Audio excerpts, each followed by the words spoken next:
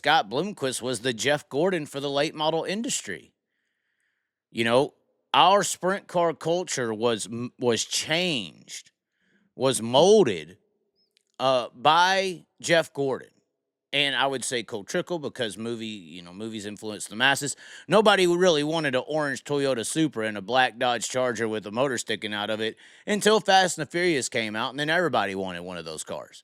Nobody really wanted a Trans Am that was black with the gold eagle on the hood until Smokey and the Bandit came out, and then everybody wanted one. Nobody really ever wanted to go from sprint car racing to NASCAR and that's their career path until Cole Trickle did it, and now everybody wanted to. Well, and once again, Jeff Gordon. Of course, Cole Trickle was supposed to emulate Tim Richmond, but Tim Richmond's from Ohio. He raced Indy cars and stock cars and all kinds of stuff. But Cole was a sprint car driver from California. Didn't have enough funding to go to Indy and ended up having to go to NASCAR, racing for a car dealership owner. And that movie came out in 1990. Jeff Gordon, 1994, all of a sudden, here comes a guy from California, a sprint car driver, wants to go to Indy, don't have the funding, ends up going and racing in NASCAR for a car dealer owner. And the reason I say Scott Bloomquist was late model racing's Jeff Gordon is because he became the cultural icon that the society wanted to emulate.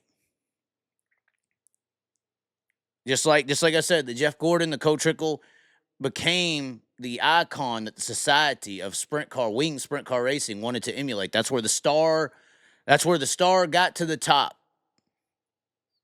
And if you could do that, you made it in the wing sprint car industry. If you were a wing sprint car guy ever since then, you're somebody who wishes you could have made it. I could have got my shot one day. I could have made it one day. What are you talking about? You made it. But because of that cultural shift with Gordon, they don't see it that way. But because of the cultural shift with Scott Bloomquist, luckily for you dirt late model people, if you want to be a cultural icon, your society in super late model racing wanted to be this guy. And funny enough, he does look like Tom Cruise, especially in the picture to the right. But he protected y'all's industry. Jeff Purvis failed. And he had his issues when Jeff Purvis was having his issues too. I think that could have been a setup. But Scott Bloomquist blocked that cultural shift because he was such a damn badass. Because he was doing some iconic things on that dirt track that Jeff Purvis just didn't do on the asphalt. And so y'all's stardom, y'all's cultural icon did not shift. I've seen, like I said this before, I've seen Kyle Larson's t-shirt trailer next to Jonathan Davenport's at Eldora at a late model race. Davenport has the line around the block, and there's a couple people at Kyle's. But I've also seen Kyle Larson's trailer next to Donnie Schatz and David Gravel's at a sprint car race, and the line for Kyle's around the block and out the door. And there's like 5 or 10 people at Gravel and Schatz. So that tells you the societal icon. So y'all are protected. This guy right here, and maybe y'all ain't noticing it, this was y'all's Jeff Gordon. And the super late model sport has its money put into late model cars, late model teams, trying to give a good driver a shot, a RTJ a shot. You run modifieds real good and you kick ass here or there, you're going to get a shot in a super. You're Ethan Dotson, you're coming up, you're getting a shot. You're Ryan Gustin, USMTS, you get a shot. That would be like a guy doing good in 305s and 360s and getting shots in 410s. But there's more car owners in super late model racing because the money of super late model racing is being invested into being Scott Bloomquist. The money in super late model racing, the societal economic situation is being invested into supporting, into becoming, into trying to be the societal icon, whether that's the car owner of it or the driver. So y'all's money in the fender world, Y'all haven't been spending $300,000 on Keith or on midget renter rides. I don't even want to disrespect Keith because he's worked his way to where he's at, but that's what happened. It's what happened. Y'all ain't in that. Y'all's money for years and years, as long as this has been going on, y'all's investors into the sport to become cool haven't been to give a bunch of kids some money to go try out asphalt racing and try to become something. You notice a lot of the money in the sport goes into investing in these 14 to 16-year-old kids, and if they just get left over at 20 or 22, maybe we'll find them something, but let's find the next kid coming up. It's all about these little boys and girls coming up. Super late model racing don't operate that way. Y'all took all y'all's $300,000 and all y'all's money, and y'all bought super late model operations.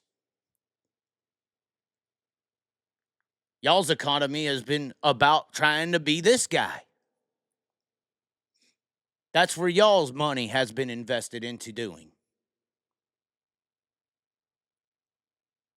So, the importance of what Scott Bloomquist was in a very crucial 90s pop culture era, which probably was the biggest pop culture era of all time. It was the first time, really, where babies since birth could be put in front of a television screen or a movie theater screen since birth. The late 80s, mid 80s to mid 90s, pop culture icons were all created throughout in that time period. The biggest of all time, most would say. I mean, maybe say Elvis or something like that, but that was all radio based, you know. It's about what you can be raised in. And in that raised in era of our human society, that guy became the Tom Cruise. That guy was the Jeff Gordon for the super late model industry. And that is why, in my opinion, y'all's fans are so passionate. Your money is invested in the right places, and your drivers are receiving Kyle Larson status for simply being a Steve Kinzer or a Sammy or a Jack Hoddenchild. Well, we're over here still kind of living on that era, you know. But this guy did all that for y'all. He saved y'all's. He was the hero of the industry. No matter how his attitude was, this, that, or the other, what you could call it, what you could say about it. This guy right here protected y'all's society from outside influences. I wish we could have been a little smarter in the sprint car racing industry. Or we could have 120 well-funded teams, and our guys coming up in the lower ranks of 305s and 360s and all that would be getting 410 shots left and right. You know, we'd have a full, we wouldn't be struggling to get, you know, a couple cars together for national tours and all that. You know, High Limit wouldn't have to worry about Kyle showing up to get a big crowd, because the drivers on the track would be iconic, like the super late model drivers are to the super late model fan and society.